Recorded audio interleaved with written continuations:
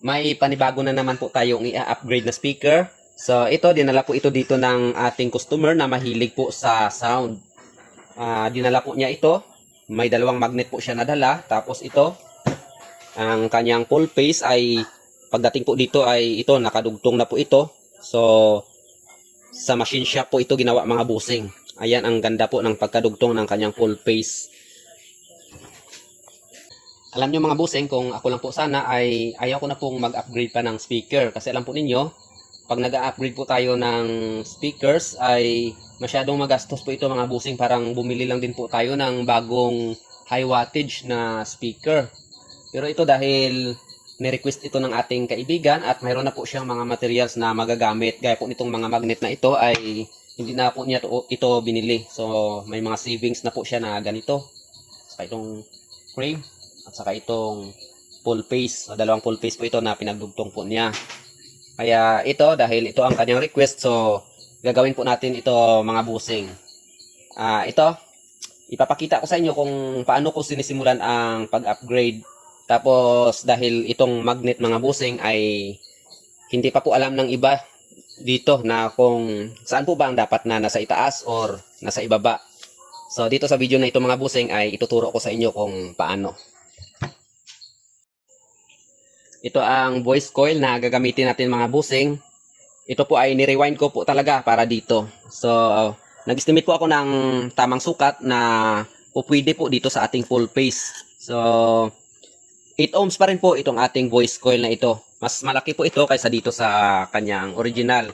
Ito ang original na voice coil niya. Nung single magnet pa po siya. Dahil dalawang magnet ang gagamitin natin, kaya ito nag-upgrade po tayo dito sa kanyang voice coil. So, ito mas malaki po ang wire gauge na ginamit. Tapos, ito, nag-grind po tayo dito sa kanyang top plate para mapagkasya natin itong voice coil na mas pinalakihan natin ang wire gauge. Sa pagsisimula natin mga boss, alamin muna natin ang exact direction nitong magnetism, nitong ating magnet. So, para malaman po natin mga boss ay gagamitin natin itong kanyang voice coil. At saka gagamit tayo ng 12 volts na power supply. So, itong ating voice coil mga boss, ang pag-rewind po kasi nito, itong kanyang beginning ay ito po ang ating positive. At saka itong kanyang ending ay ito po ang kanyang negative. So, itong 12 volts po natin na power supply ay dito po yan natin itatapat sa positive. At saka itong negative natin na power supply, itong negative ng power supply natin ay syempre dito natin siya itapat sa negative. So, ganito po yan mga busing. Dapat po, pag sinuplayan po natin ito ng 12 volts, dapat po ang movement nitong ating voice coil ay palabas, ganito, palabas. Hindi po siya papasok, dapat palabas po. So, ito, active na po ang 12 volts dito mga boss. So, ayan, hindi po tumalon ang ating voice coil. So, ibig sabihin, baliktad po itong ating magnet. So, ganyan. Ayan. So, itinulak po niya ang voice coil palabas. Ayan.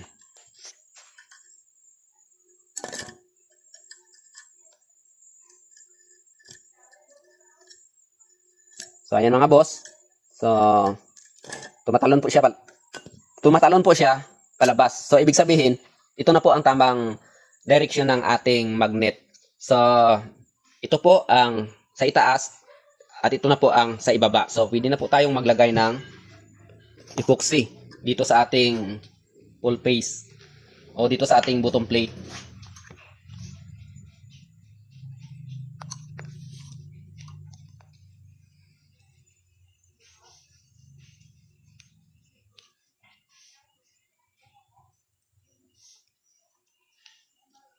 Pwede rin po kayo gumamit ng battery ng mga sasakyan mga boss para malaman ninyo ang direksyon ng magnetism ng inyong magnet.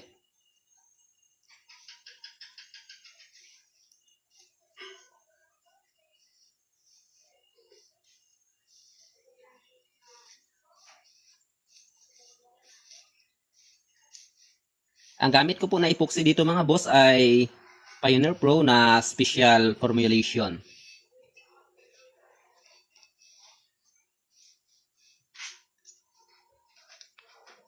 So, ayan.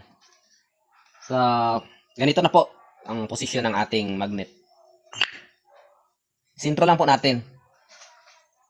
So, ito mga boss, hindi ko na po kailangan ng sukatan dito dahil nagtugma po siya doon sa ring nitong ating bottom plate. So, ito yung ring po na yun ang basihan ko po para maisinter natin itong ating magnet dito sa ating pull face.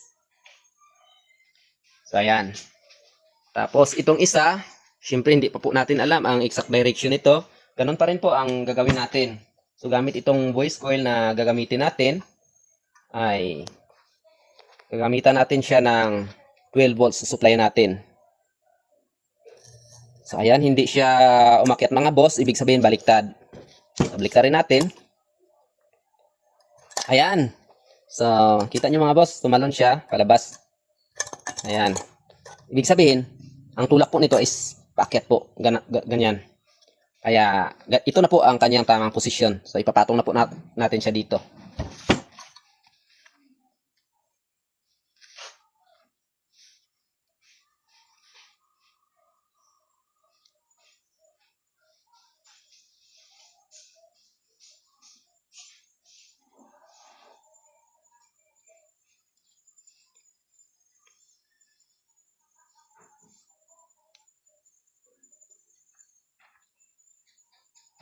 Mas maganda kung mas makapal ang paglagay ng epoxy mga bossing. Tapos pag may sumubra po mamaya, ay pupunasan na lang po natin.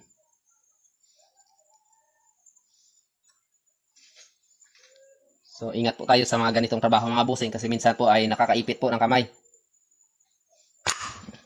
Ayan.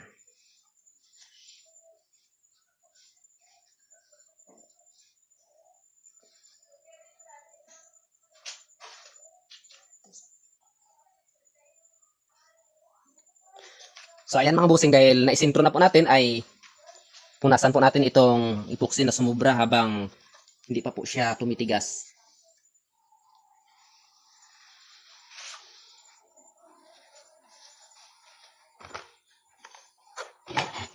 So, before po natin ipapatong itong ating top plate kasama nitong ating frame ay hayaan po muna natin na matuyo po itong epoxy dito sa ating magnet at dito sa ating bottom plate at dito sa ating pull face. So, ito mga boss, overnight ko po ito na pinapatuyo. Pwede rin naman po na idediretso natin, pero mas maganda po na nauna pong natuyo itong magnet natin dito sa ating bottom plate. Para malaya po tayo sa paggalaw-galaw natin. Sa pag-align na po natin itong kanyang top plate.